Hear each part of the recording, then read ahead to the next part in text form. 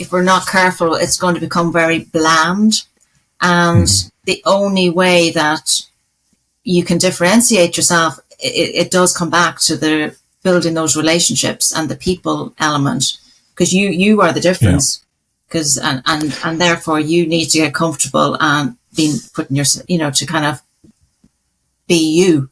And that's why we believe that the best of you is who you really are, the best, rather than trying to be that automated, I have to turn up certain, and that's partly where that salesy thing came from. People felt they had to be this brassy sort of, and the same with leadership, you had to be this kind of really tough guy, and I say guy, because there was a time there where women were trying to be similar. You had to be a specific tough, and you couldn't smile, you couldn't show any vulnerability or any of that. And it's the same with that sales thing. You have to be seen. You can almost see the people doing the process going through, and you're going, no, that's not. People are too wise to that now.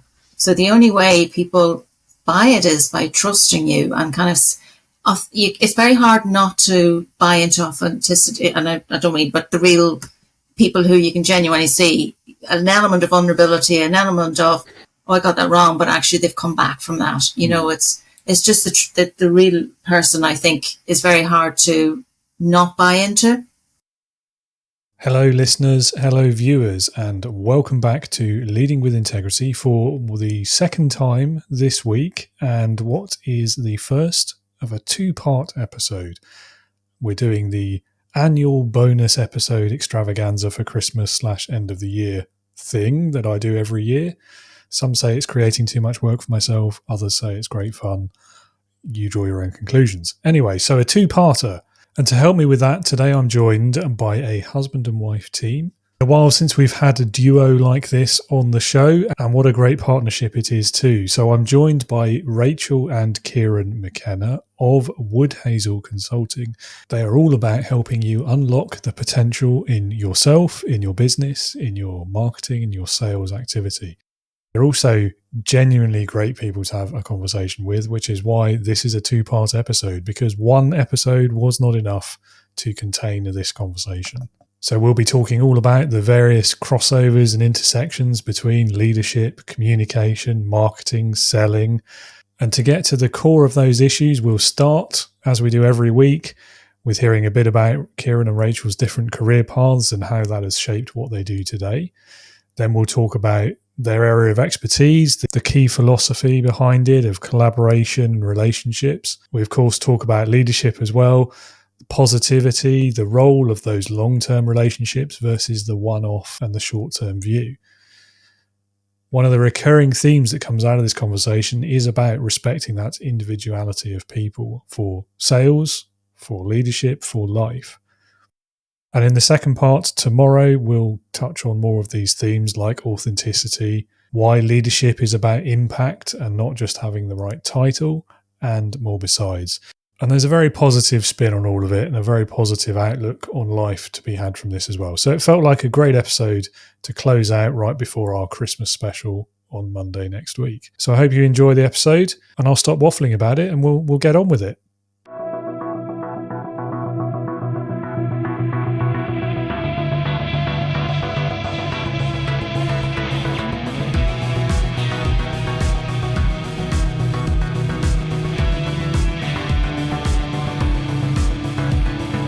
Welcome to the Leading with Integrity podcast. Leadership talk for the modern manager. With your host, David Hatch. So, Rachel and Kieran, welcome to Leading with Integrity. It is lovely to have you on the show. It's been a long time coming. I'm really looking forward to this conversation.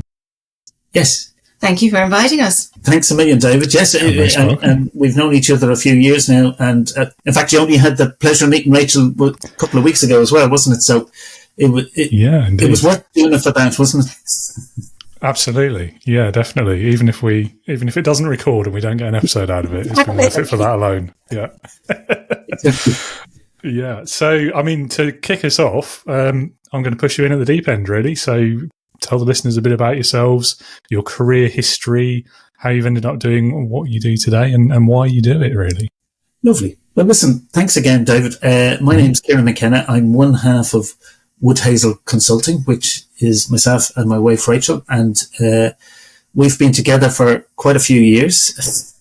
We were part of the generation that left Ireland in the late 80s and went over to the UK as graduate trainees. I did it in distribution for an electrical wholesaler, and I let Rachel tell her bit, but she went over in financial services. And it was, as was called in those days, a graduate trainee. So they would take you on for a couple of years and you'd learn everything there was to know about the business. You'd work in every department. You'd write little reports in each department. And they took time to actually train, coach, motivate you. And it was kind of like a job for life. And we thought this was brilliant because there wasn't a lot of work in Ireland at the moment. I got sent to Crawley because they couldn't get people to move to London purely because it was so expensive at the time. Whereas for us, we thought it was great because, again, Irish people had always moved to London and it was always a tradition of it. So I went over there and it was a big adventure. The first 2 years, as I say, I got sent around to the different branches and learned the trade, so to speak. But I knew sales was the bit I really liked and I enjoyed it. I'd done economics and philosophy in college. So I did like actually talking and listening and hearing and getting to know other people's views. So I kind of felt my first job was as a purchasing manager, and that was kind of like a little opportunity to learn how to sell, but be on the other side of it. And then when the opportunity came to be a sales rep in London, I took it. And my career moved on. I became sales manager for London, and then I became, the company acquired other companies and all the bits and bobs. So my career grew very much in sales management, but I really realized that actually sales management was the job I actually loved. We came back to Ireland. We made a decision it's 20 years ago now. Yeah. Literally this week, we came home for a wedding, and I had announced it. We had been discussing it, but I announced it at the wedding, as you do, and said we're coming back to Ireland. And it took us the best part of a year to get back and sell the house and all the bits and bobs. We were coming back for family reasons because my parents weren't well, and you do get a chance in life to decide what's important and what isn't. We had our daughter. She was 11 at the time. So it was a big decision. And I'm pretty sure if she'd have stayed, she'd have ended up in sales and marketing. But she came back to Ireland. She was very much part of our life back in Ireland. And most of my career then in Ireland was around a bit of the corporate world, but an awful lot of being there to get involved with my parents. So my job needed to be the flexible one, whereas when we were in the UK, it was the other way around. So a lot of my career was about actually being flexible and being there to help my dad. So I took on agencies and I took on consultancy work.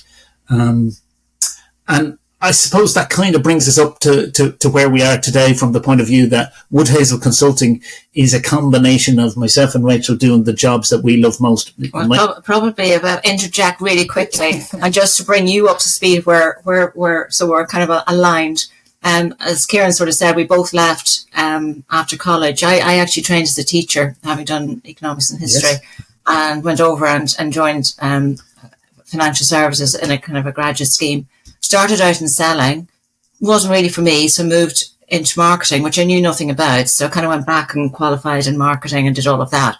Realised I actually loved marketing because for me, it was the centre of the business. You kind of had to understand every element of the business to actually know how to market it. And I also like the fact that I still work very closely with salespeople. So, because for me, they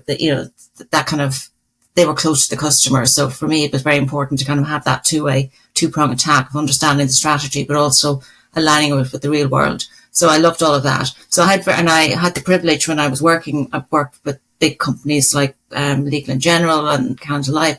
So because they were big companies, you got the privilege of being moved around quite regularly into different functions. So I got a really great breadth of marketing across the different areas. So that kind of gave me, and then as I say, when we moved back to Ireland, then I worked for a stationery company for a year, which was a completely different breath for me because it was obviously product driven as opposed to service driven, and got to go to Frankfurt for one of the big exhibitions, got to kind of pitch for business with big companies like, you know, over here, they're Super Quinn, and they were their equivalents of Tesco's and, you know, Waitrose and people like that. So it was a great exposure in a different way, and it kind of combined, I suppose, an element of sales and marketing and all of that element, which I really found great. Sadly, the crash came, the company folded. So, but again, I was lucky enough to be in the right place at the right time. The company I'd been working with in the UK was setting up an international company in Ireland. Happened to walk in at the right time, just a little bit to see if I knew anybody.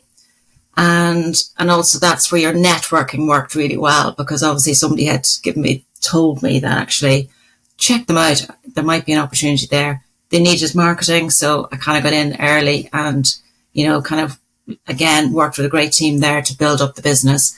So that kind of kept me going right up to 2016 when the company was acquired, brought over. And with that then came, you know, I suppose a shift, and which led to kind of a redundancy situation. And that for me was an opportunity then to kind of assess where do I want to go. And I moved into more consultancy, contracting and things like that, which I actually loved because you did. I love just getting back and doing projects and moving away from the politics. I think after anybody's gone through an acquisition and a big changed environment, they understand the, you know, the dynamics of that and how difficult that can be. So it was kind of nice just to do the job. And, but then that brought us right up to, and then meanwhile you were setting up Wood Hazel Consulting, and I was using that as my mode, you know, my route into using the contracting. So that kind of worked really well. And I had, because Rachel was doing the work she was doing, we had the freedom to take a few risks with what I was doing. So I took on a few agencies, got involved with things that I wouldn't normally have done, you know, with regard to helping people to set up a business in the stove industry and water heating and stuff like that. And the joy of that was, after my mother passed, my dad was a lovely, gregarious man and things like that. So actually, I was able to bring him on calls. Because I was working for myself, I could bring my dad with me. And we had a little West Highland Terrier, so he came as well. So it kind of ticked a few boxes. Customers were either dog lovers or they liked really nice, friendly old people who had a good story to tell. And I had an absolute ball doing that. And it was a great way to learn life as a small business owner and a consultant.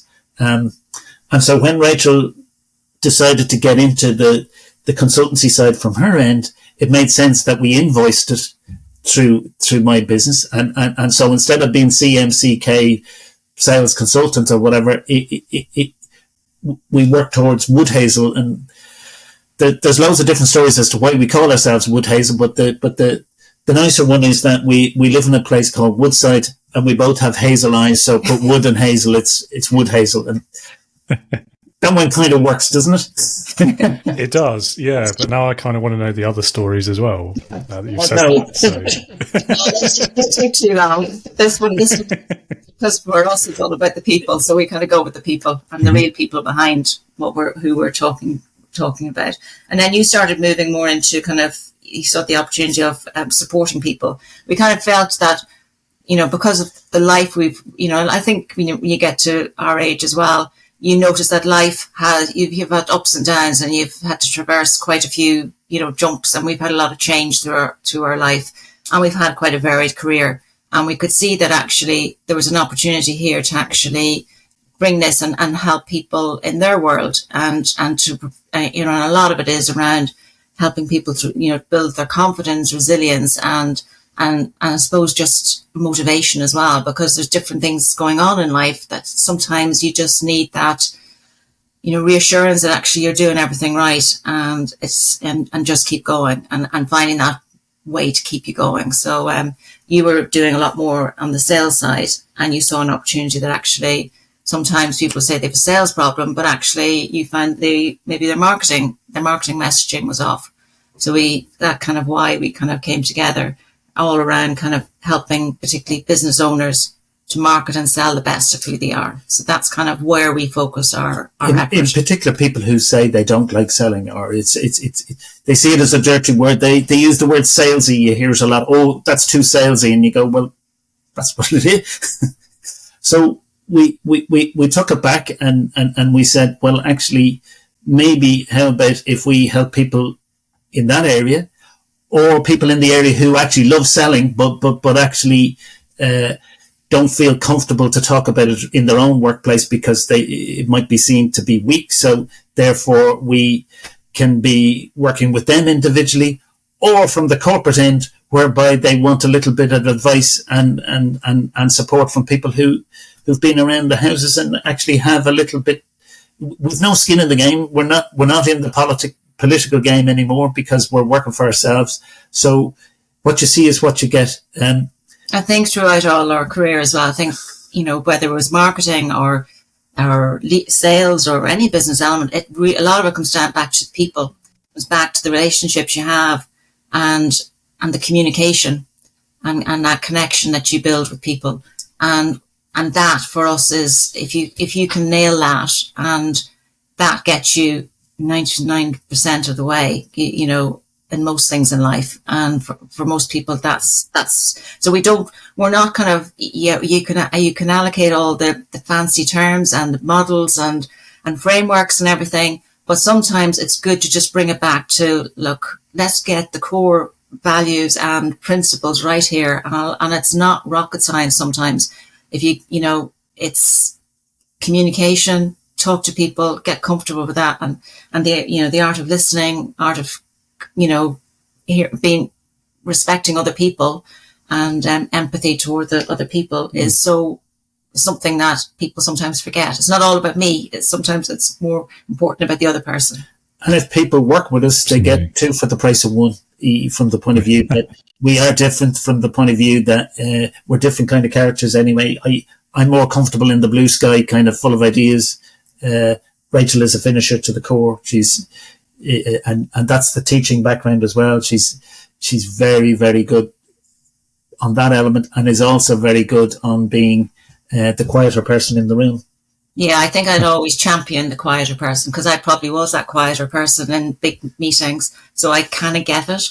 And I kind of also love to be able to help people to find their voice and just even their voice in their own selves, so they have that self-worth and confidence to be comfortable in who they are. And so from a leadership perspective, it's always been about trying to help people to, first of all, decide what do they want to lead, who are they, what is their style, and we do the same with regard to sales and marketing, because again, people need, instead of trying to tell them what to do, we find out who they are, what they are, and how they want to get there. And our role is to try and help them to do it. We probably are more comfortable. We love working with individuals, and we do like working with small teams. And so most of our work has tended to be in that area. It's not that we don't love the corporate stuff, but I think with our background and the way we work, I think it probably works better if we work from the people and work it back with them. And as I say, our passion is helping people to be able to take themselves and their business to the next level. That's the old networking slogan, as they say. No, nice. I like it. No, I'm right there with you on the corporates are fine, but I feel like it's quite a bit as well about like the people who need the help most and who won't get it as part of a established training program in a big company. And I think that's true for sales and marketing as much as it is for leadership. I don't know, maybe most businesses might see sales and marketing as more important than leadership, but Well, I don't know, because I think leadership is core to everything. I'm even thinking in marketing, because a lot of marketing is project work. Yeah. And no, well, I obviously think that. Yeah, I know. But we would say that, that we would agree. Isn't it interesting as well? Because when you think about it, a lot of those businesses that maybe have those opinions tend to be the ones that sometimes take their best salesperson or their best marketeer and promote them into a leadership position, and they're absolutely useless at it purely because that's not what they're good at. Exactly. Which actually is why I found it so interesting when you said that you loved being a sales manager. Yeah. And did you enjoy that more than being a salesperson, or was 100%, it just kind of absolutely, because I was a very average salesperson, but I had a very good eye for who could and would be. But I enjoyed it, and I love meeting people. I love listening, but I really, really, really enjoy helping others to be better. And you can see it in sports scenarios. You know, you look at the Charlton brothers and things like that. Bobby was an amazing footballer, as was Jack, but only one of them was a good leader. You know, because Bobby was a great player, but he probably wasn't the guy to tell people how to do it, because he was just a natural, whereas Jack could spot a good player. He was very specific about what he was, and his leadership style wasn't everyone's. But you speak to any of the people that played for him and they'd all go, oh, we'd run through a wall for him. Or you might get the others who go, well, he wasn't my cup of tea, but I understood what he meant, and I was in no doubt. So that was my style. I did like bringing people together, and in particular, people who said they couldn't sell, or putting people together as a team, rather than a team of superstars, having a team of people who would all actually complement each other and would drive each other to success. You were doing the same thing in marketing, weren't you? Yeah, I think in marketing, as I say, a lot of where I was working was quite flat structured. So there were only so many levels that people could go. So a lot of the times you were I found out what I was doing was actually helping people to get their next job, because, their next job was me or elsewhere. And at the time I wasn't, like in reality, that was how the process was, so, and I think again, in a marketing function, because you're having to deal with a lot of stakeholders at a senior level, it was very important, again, to have good leadership qualities, to be able to communicate, and also be able to be comfortable, to be able to put your argument forward, and to hear and to be able to decipher quite quickly, and be agile enough to be adaptable, to stand your ground, but also to hear the wider strategic decisions and things like that. So there was an element of, those sort of qualities had to be taught, and you had to see them in practice. I think a lot of it is practical as well. We can go in the course, the workshops, and be taught what the principles are, but sometimes, you have to overlay them to day to day, and almost practice and experiment. And some of them come more comfortably to you, and some don't, because you play to your strengths naturally, but then you might find you're playing too much to some strengths and getting a little bit, ignoring some of the others. So you're having to, so a lot of that is, and that's what we actually quite like doing, is we love meeting people where they're at, and then kind of applying what's appropriate for their next step to help them to move to where they want to go to. And when you talk about leadership as well, it's interesting. Some of our discussions have, I don't think we've ever agreed actually as to, is it sales that leads marketing or marketing leads sales? Because old school, it used to be, sales is everything. And then marketing had a massive comeback in the 90s and the noughties, where it definitely took over. But actually what we find is it's whatever works best, isn't it? Yeah, they both have to work alongside each other. At the end of the day, your customer is really what is either your shareholders or your business, so you have to make the money, but the only way you're going to do that is by understanding your customer. So we all need to have very clear goals of what it is, and we need to work together and I think that's it. It's working together and respecting that each person has a role to play to get to the end. And as I say, the sale and onwards. It's so often we have people go, I've got a massive sales problem, or no, our marketing just isn't right. And then we suddenly end up in discussion and you go, don't think so. I think, and that's where the sales and marketing management comes in, because as I say, classic salespeople or classic marketing people will just go down the route and they'll go, oh, well, this is, do this, this and this, and it'll be 100% better, and take this. Whereas we like to tease it out and help them to find, because actually 9 times out of 10, they know the answer because it's their business. We're not there to work in their business. We're there to help them to be able to work it better for themselves. And so some of the interesting ones are where people want us to help them grow the business, but sometimes they actually want us to help them to be able to bring it down a little bit, where they don't want to be working as hard as they do, but they want to talk it through about what accounts do I keep, or what element of the business should I focus on.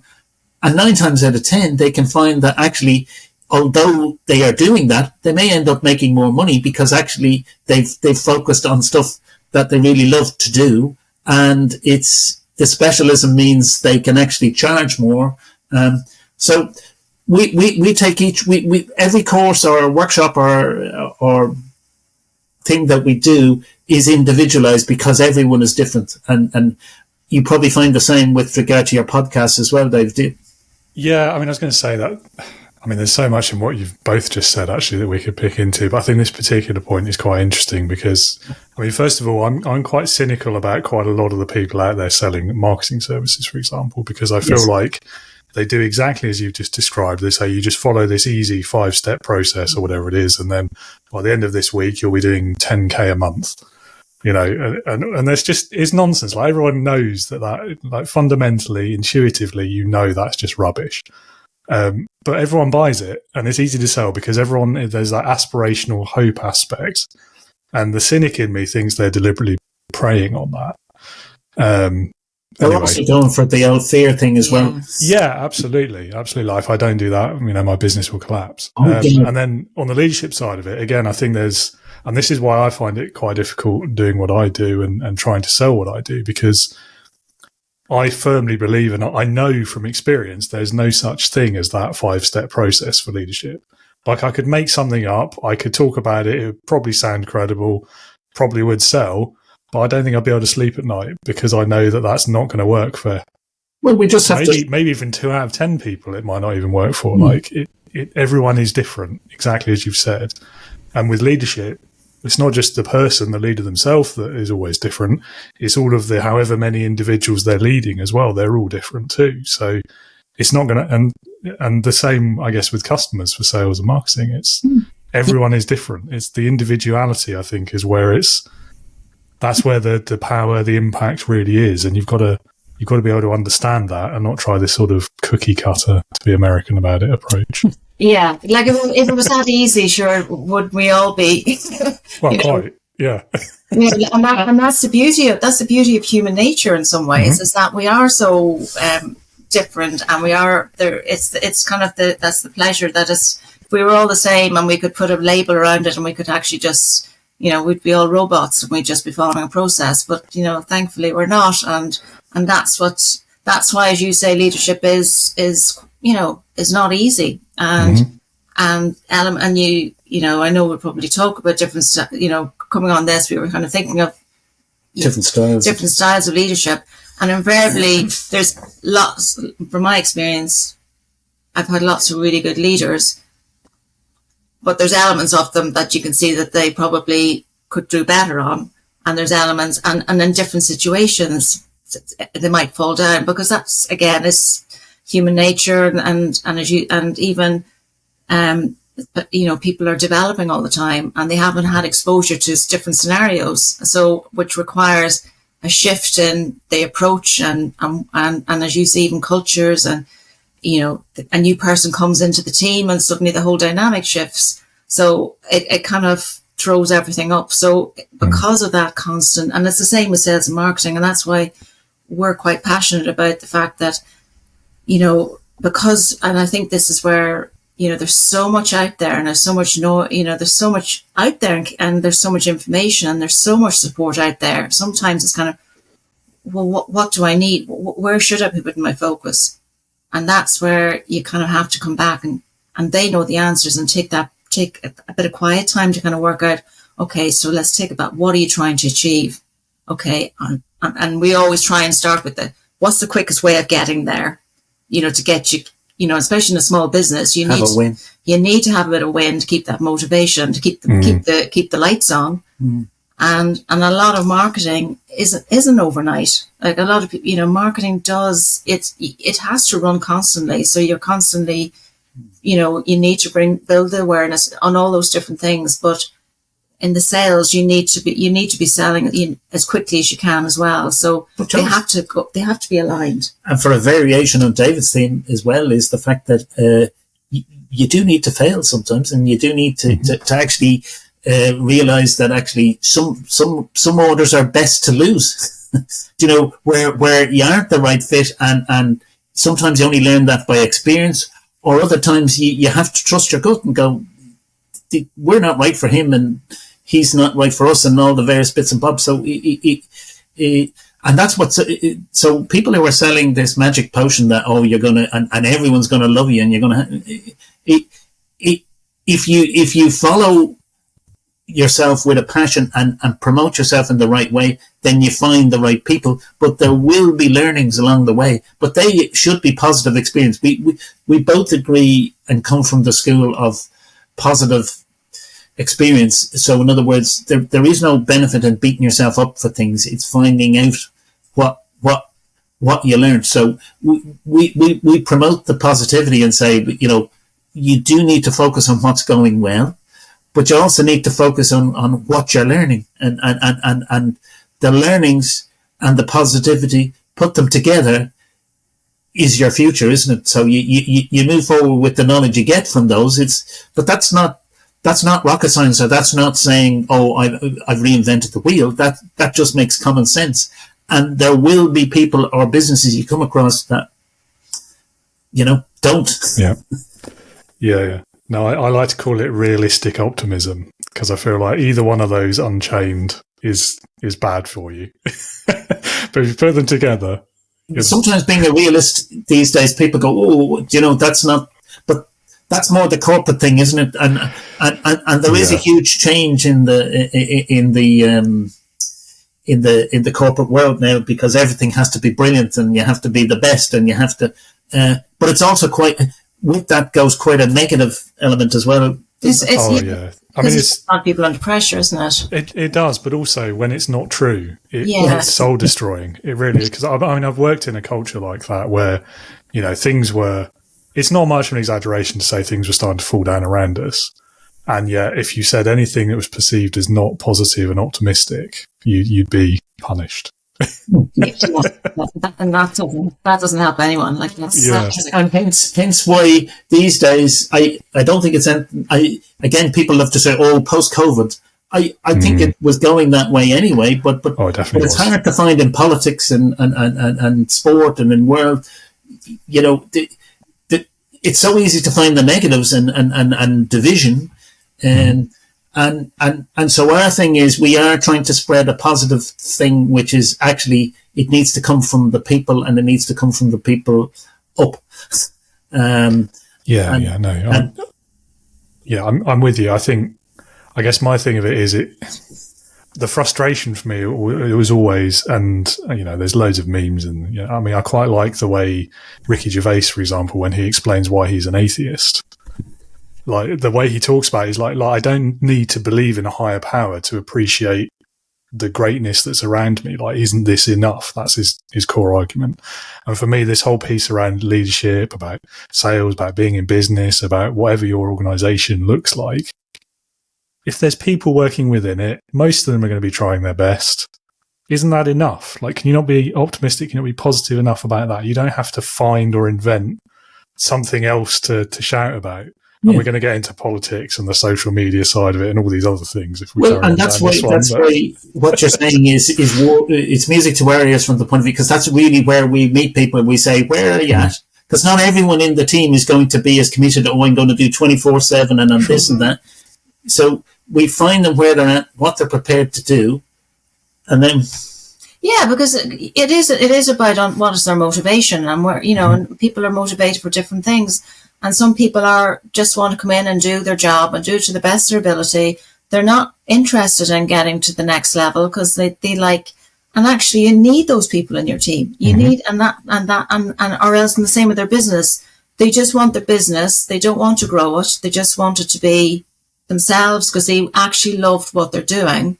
And that's the other thing. If you're, some people don't want to become too successful because get too successful means their business has to grow. They have to get people in, and suddenly they stop doing what they really got into business to do.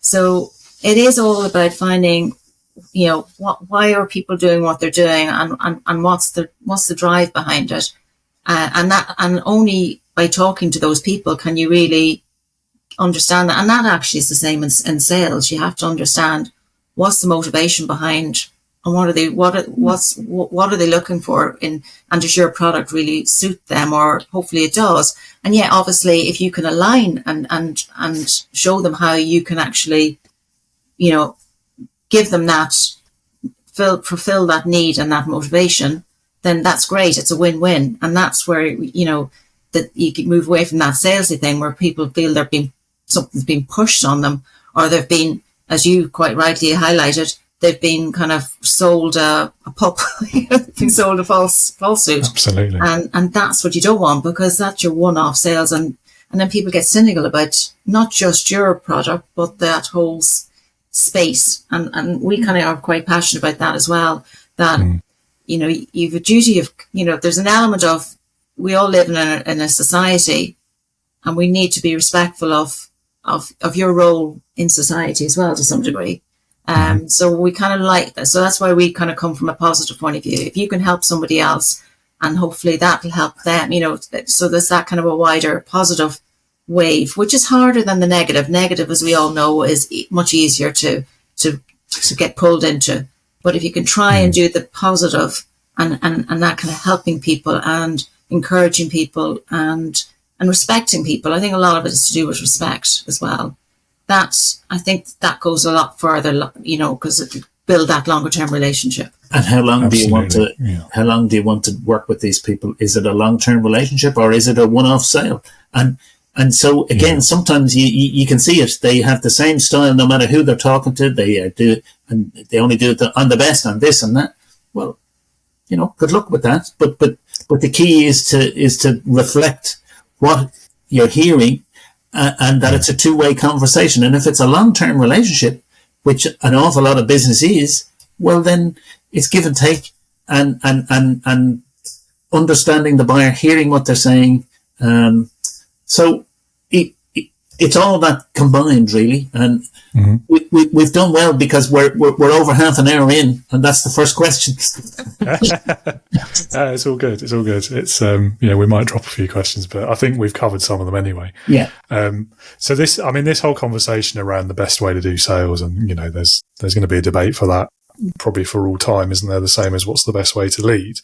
But it has reminded me of a conversation I had way back in, I think it was like episode 6 of the podcast when we first started, and we were talking all about first of all, where this kind of bad reputation salespeople have got has come from. And I think most people can agree it's from the idea of like the used car salesman, because that's where the cliche has come from, I think. I think Monty Python probably helped as well, didn't it? Yeah, and like the what are they, conservatory door-to-door salespeople as well. They were quite, there's a whole Netflix show about that, in fact. Anyway, let's stay on track, David. And I think for the modern world, like I feel like we've moved beyond that, because actually, car salespeople are pretty good these days. They're great at building relationships. I'm sure there's always exceptions, but and they're quite good at realising that it is about that repeat business. And that people, especially now, cars are sort of turn over pretty quick, don't they? So I think they've kind of modernised. And I was trying to think, well, what's the current equivalent? And I have to say, I think it's the people using automation tools on LinkedIn. I'm going to put it out there. What do you think? I suppose you might be right in one respect, because it tends to come with newer industries as well. You used to get people back in the 80s as well, where they were talking about stockbrokers, or they were talking about mobile phones, if you remember right. Have I got a deal for you? And they'd be this and they'd be that, bish bash bosh. And And an awful lot of it was that they sign here and all those kind of things. But actually, as those businesses evolve and as they become part, so for example, the electric car has changed the motor industry and things. Not always for the best, because they still probably haven't got it right. And so some of the petrol and diesel are still selling quite nicely, you know. So a lot of it does come, the .com bubble. Do you remember we were all hearing about that, and how many of those businesses went to the wall? I suppose the scary thing for us at the moment is looking at an awful lot of the service industries, like restaurants and things like that are really struggling. And they were very, very, very strong for years, but maybe they took advantage of people, and the ones that are surviving tend to be the ones that are a little bit different and are actually going the extra yard. But so you can nearly do it industry by industry, David, I would think. But it's interesting you talk about the automation, and I think that comes back to this thing of, if we're not careful, it's going to become very bland. And the only way that you can differentiate yourself, it does come back to the building those relationships and the people element, because you are the difference. Because and therefore you need to get comfortable and being putting your, you know, to kind of be you. And that's why we believe that the best of you is who you really are, the best, you know, rather than trying to be that automated, I have to turn up certain, and that's partly where that salesy thing came from. People felt they had to be this brassy sort of, you know, and the same with leadership. You had to be this kind of really tough guy, you know, kind of, and I say guy, because there was a time there where women were trying to be the similar. Yeah. You had to be a specific tough, and you couldn't smile, you couldn't show any vulnerability or any of that. And it's the same with that sales thing. You have to be seen. You can almost see the people doing the process going through, you know, and you're going, no, that's not, people are too wise to that now. So the only way people buy it is by trusting you, and kind of, it's very hard not to buy into authenticity. And I don't mean, but the real people who you can genuinely see an element of vulnerability, an element of, oh, I got that wrong, but actually they've come back from that. You know, it's just the real person, I think, is very hard to not buy into, would be my view. So an interesting thing for you, David, as well would be, like, so we do work with people, say, from an individual basis, to say, how do you want to, and what do you want to achieve? And that's selling, or that's leadership. But sometimes when it comes to the team, we will do work always with the individuals first to find out where they are and what they want to achieve, having spoken to the stakeholder. But one of the first conversations we have with them as a team is, are you a group or are you a team? And an awful lot of people sometimes shy away from this, because actually some you don't always have to be a team. Sometimes actually a group of people coming together doesn't always have to become a team, but you do have to have that discussion as to what are the benefits and what can and can't we do. And that requires honesty and openness. And it requires a very brave leader. And as I say, I think some businesses now are seeing the benefit of this and actually, encouraging their people to have an opinion, but also to come back and say how they can be a better team. And the old world of having this dominant, as Rachel said, male or whatever, just saying you will do it this way, may not be the way that works. So a lot of it is finding what works best for the business, for the people, and more importantly, moving forward, is that going to help them to achieve what they want to do? And so what you were talking about with regard to some of these newer markets, they will get found out at some stage, and then that's where the decider comes, isn't it?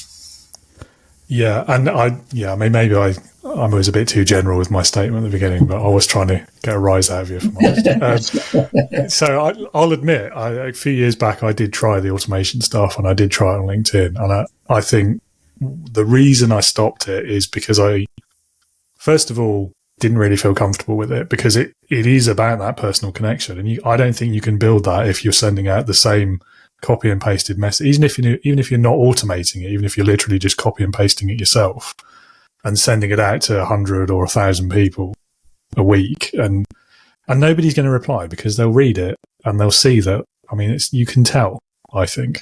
Maybe it's intuitive, or maybe people are a bit more intellectual about it, but you can pick up on it if it's a bot or if it's been written by ChatGPT or whatever. And the second reason was it didn't work. So, yeah, and why did that was it a big one not for me. because of reason one. Yeah, exactly.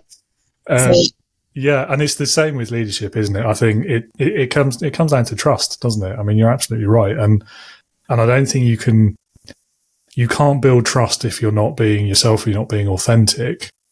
And I think in the sales and the marketing world, having ChatGPT write all your content for you and send all your messages for you, that's not authentic. That's not you.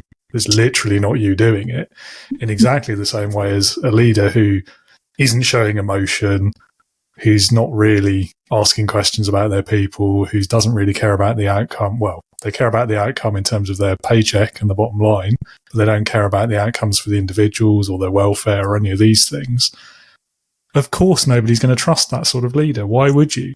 Well, if you don't have reason to think they at least have part of your best interests at heart, why would you trust them? Well, part of the conversation is that as well, isn't it? And sometimes that's why it does help to have interactions. Even if people are working from home, you should have interactions where you can be social and find sides to these people that actually, okay, he or she isn't that bad or that good. There's elements that need to be. Yeah, I think also, like, let's be honest, the automation element is going to be invaluable for elements where getting something out is important, and freeing up the time to do the bespoke stuff and tailoring it. So there are, it's about knowing when to use the right tools at the right time, really. So, and I always think in any sort of communication, communication is important. And you're right, you need to make sure it's the right communication at the right time.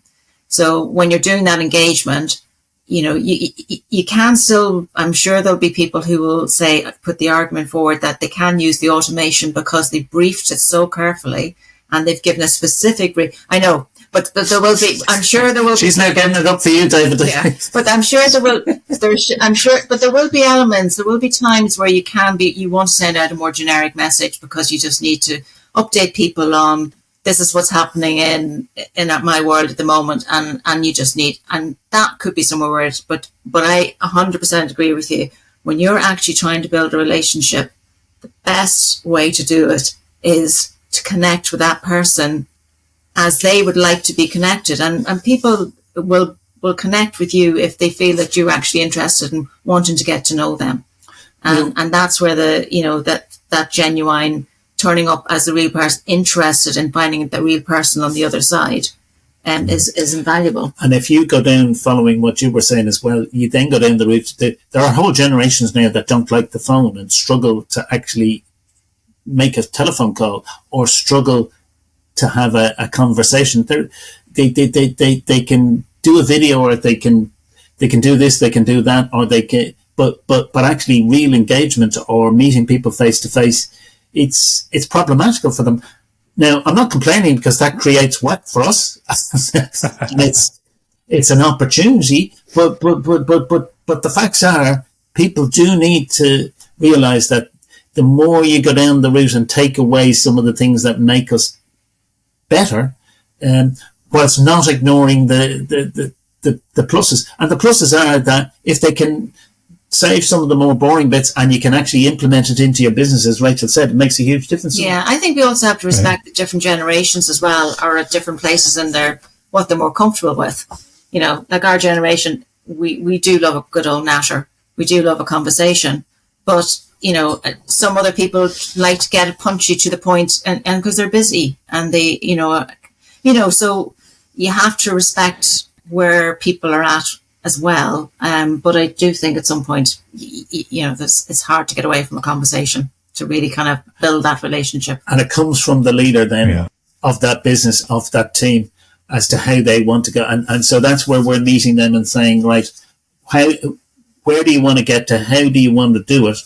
And sometimes they might know, but a lot of the time, through listening, that's what it's an age-old thing, but it is 2 ears, 1 mouth, and hearing what people are saying. So the first thing to do is to listen and hear what they want, and then adapt what you've got to say. Yeah, absolutely. I agree with you. I think any technology, the automation's obviously in the AI, it's the buzz one at the moment, isn't it? But it just comes down to how you use it, doesn't it? As with all these things.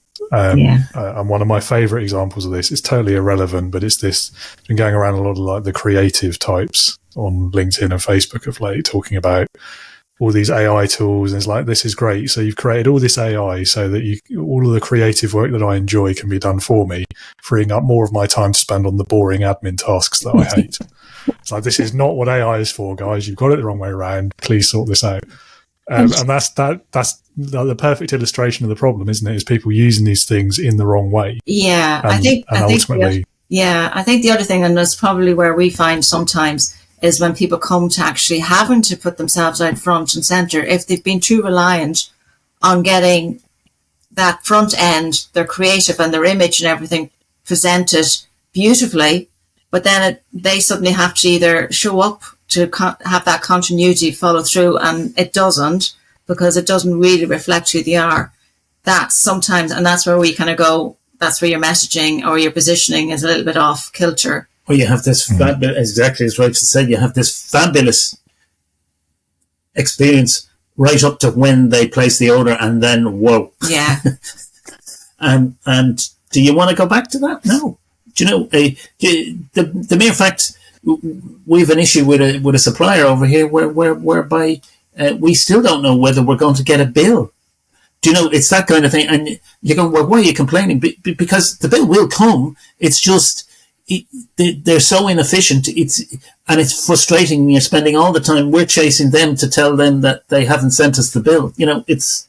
Yeah. And I think also because there's so much in marketing, and this is where sometimes people put so much focus at the front end, as in the prospecting and the awareness, they forget actually the key element is when they have a customer, you want to keep that customer and make sure that you are communicating with them and marketing to them, you know, because there might be an opportunity to upsell, cross-sell, whatever.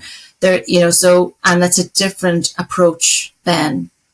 So one size does not fit all, and that's where they, the work and helping people, you can't do it all. So you need to focus on what is going to make the difference for you in your business. So, and Rachel alluded to it earlier, how do you differentiate yourself? And 9 times out of 10, it is going to be the people, and people will remember. And I learned that, as I say, right back to when I first started in the distribution. It wasn't just the salespeople, it was the delivery driver, it was the person on the trade counter, it was the person who answered the phone, it was the admin person. And in Ireland, it's really important to have people who, when they're collecting, you know, the money, because it's a difference, the way we do business over here, because people, they like to be spoken to in certain ways, you know, so the people will make a difference. And I don't think it's old school, but people do buy from people. And yes, you can have the best automation and you can have the slickest, but it was still Steve Jobs who created the feeling with Apple, and it was about people and how they felt, and it was about people. We're not selling to computers, and we're not selling our marketing to machines. It's other people, so it's getting your people to be the best that they can be, and that's our kind of catchphrase, because it is, isn't it? Yeah, people buy from people, you know, and people do business with people, and that's and what are people? People are emotional people, yeah. And people, you know, interaction is so important, and you can win and lose business that way.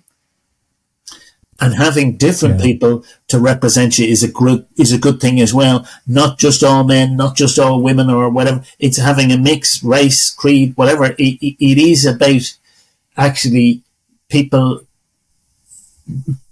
building trust and so that's why it is important that you have people who know what they're talking about. You know? Yeah. It's relatability and credibility, I guess, isn't it? I was trying to think of an example where maybe this isn't true, and I don't know that I can. I mean, there are some things, so like during the COVID years, in between lockdowns when we got to go to the pub and you could just order your beer on an app and you didn't have to leave your table, that was pretty cool. I enjoyed that. That's one example. Betraying my social anxiety a bit there, but anyway. Did you not miss the fact that when you went into the pub, because this is one of the things. Not in the pubs I go to, no. But when we went in England, and you would have the guy, and you had the barman who knew you, and a lot of them were Irish, and they were professionally trained, because it was a trade in Ireland, whereas in the UK a lot of the time they would have people who would be students, whereas in Ireland they learnt the trade, but they also learnt how to have a chat, and you come in and they would, a bit of banter, and a look at you, David. You didn't I mean, there's a couple of my locals now where I have that, but it's not really as much of a thing in the UK, except for any bar people who are on the International Bar Persons Exchange Programme, usually Aussies, or occasionally Kiwis or people from South Africa. They are always way better than any English barman, as a rule, in my experience. But anyway. You get English people then who say, I love coming to Ireland. Why is that? I love going to the pub and they're such good crowd. And the very thing they're saying, well, no, I don't like that in England. I mean, there's exceptions to every rule, obviously, but maybe I've been going to the wrong sort of pubs. Well, look at the way pubs have changed as well. They had to. True. Did you ever think you'd see the day where you wouldn't go into a smoky pub and the atmosphere where the food is more important sometimes than the drink now? Well, certainly here it's all about there's more money in the food, so it's. But I think actually, in fairness, David, I think what you're saying is important. I think you have to be adaptable, and you have to, and that's why on meeting somebody and listening to them, some people, you're right, don't want to have gregarious conversations because that's not who they are, and so therefore you need to adapt your style. And some people are, like we would always talk about people in the sales world as well, where business people are busy, so they don't. You kind of have to respect that they have 15 minutes. So there isn't that much, we don't like the luxury we have today of being able to have a good old chat. You wouldn't have that. So you kind of have to work around what works for the person you're talking about, or if they can't, when will they have time to talk a little bit further? So, and if they aren't the sort of people who want loud, boisterous conversation, that's fine. You just adapt to fit and meet them where they're at. So that's why we take people from zero, where people don't even know the business exists. They've never heard of David Hatch. They don't know. Don't know. Right through to the ones who go, David Hatch, I've been on that podcast a million times. He's a consultant. And you have to be flexible and to be able to deal with those people in different ways. And if you are bringing in people to grow your business, or to, as I said, sometimes to bring it down, to specialize, then you need to get people who are actually going to reflect you, but they don't have to be mini you. They can be people who bring something different. And so leadership, in our opinion, has tended to be the people who are comfortable to be able to have people of difference and to be able to hear other opinion, and when necessary, to be able to make decisions, but to do it where people feel valued, and where there's gratitude, and also where they actually think that people want to develop them and grow them along with the business. It's so the days of a job for life seem to be different, but while people are in the business, they want to be treated as well as they can be, don't they? Yeah, it's funny when we do some of the work. Some of the I find the most rewarding work is when you're working with a group of people who have been their owner is potentially wanting them to be a bit more customer focused, and you might be talking to somebody who's in admin, and they sort of see, oh yeah, I'm just processing the invoice and I'm just moving them from here to here. And it's almost getting them to get that moment of realizing actually, but if you don't get that done, and the reason why, you might have somebody kind of go and getting a bit frustrated if you haven't, put that on the CRM system to say it's been sorted, is because it's delaying getting back to the customer. And a lot of the times it's because they don't realize that. They just think, oh yeah, but my job is just to do this. And then when they suddenly realize, actually, but your job is crucial in this step of servicing our customer. And if you don't do your job well, then Joe can't do his job, and the knock-on effect. And that for me is a really rewarding thing when somebody realizes actually they're not just being brought in to answer the phone and go, hi, how do you do?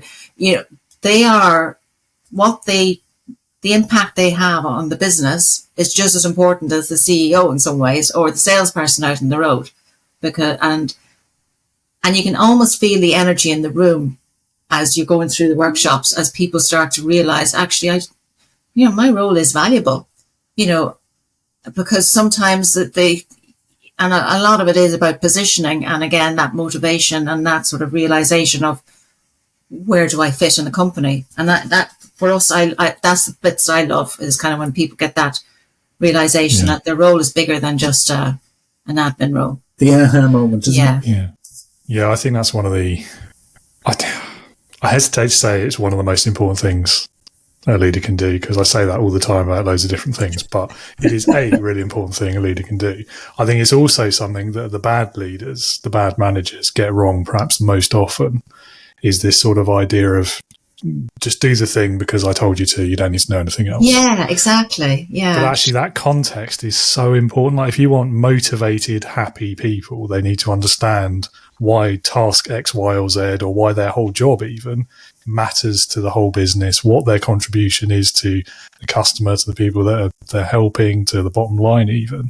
Because if they understand that, then they know what they're working towards. They'll work harder, firstly, so all managers want that, right? Yeah. But also that if they understand it, then they can take initiative, they can innovate, they can be a bit more passionate about it all as well. And it just creates a better culture too. And it's the old big word, isn't it? Moving forward with purpose. Exactly. And realizing that actually we are in this together. And I know that is kind of the old COVID word and things. But it's amazing how, because when we were talking about who we admired and things like that, and one of the things we noticed about COVID was we had quite a strict lockdown in Ireland.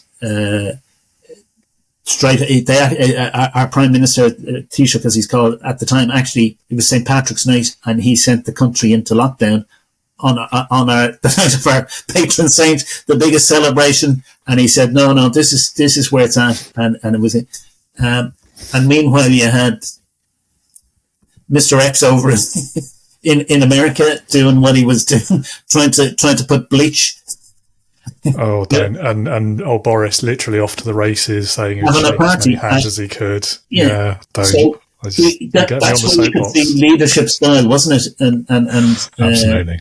And we, although we were looking on and everyone's watching the telly and going, this is nuts, we still felt better because we still loved our parents and we still loved our family, and we knew that actually it made sense to do it without going into all the old stuff on that. But leadership was about actually then trusting the medical people and the people who knew best, and then bringing your people with you. And that is really what businesses, I think, are moving towards now, where younger people or people who have been through that now actually want to work for people who actually are going to value them, but aren't necessarily going to be that style. Even though some of our political leaders maybe aren't catching up, but I think business, it makes sense, doesn't it? It does. I think. I mean, you mentioned earlier, Rachel, about kind of the perception of what leadership is, and it's always about the shouty man usually. And I think it's part of that same thing, isn't it? And part of that same mythos, if you like, was that it'd be the shouty, the man, the suit and tie, always have all the answers. And I think that particularly speaks to this exact thing, is you just like, well, and I think, I mean, whatever you think of the politicians and the individuals, and I've mentioned a name already and I shouldn't have, but they're following this misconception of what leadership is about. And I think in cases like that, especially where no one reasonably expects you to be the expert or to even understand what the experts are telling you, the expectation there is that leaders will trust those experts because they do know, they do understand it. They're giving you that advice because they know and they understand it. So trust that advice. And if you don't trust them, then find a different expert. But don't just make your own decision and ignore everyone. Yeah. Just because you think that's what leadership is. Yeah. And yes, the COVID is the extreme example, but I think you're right. I think so many business leaders are waking up to that as well now. And that's the halfway point of our two-parter. Thank you for being with us. I hope you've enjoyed it so far. Do come and join us again tomorrow when Rachel, Kieran and I will be back and we will bring this conversation to a conclusion. In the meantime, if you would like to learn more about them, you will, of course, find their website and social links in the show notes. So please do click on the buttons, click on the links, and go and learn more about Rachel and Kieran and their very excellent business services. That's all from me today. I'll be back tomorrow. I will see you then. And until then, in the intervening 24 hours, keep being a leader and not a boss.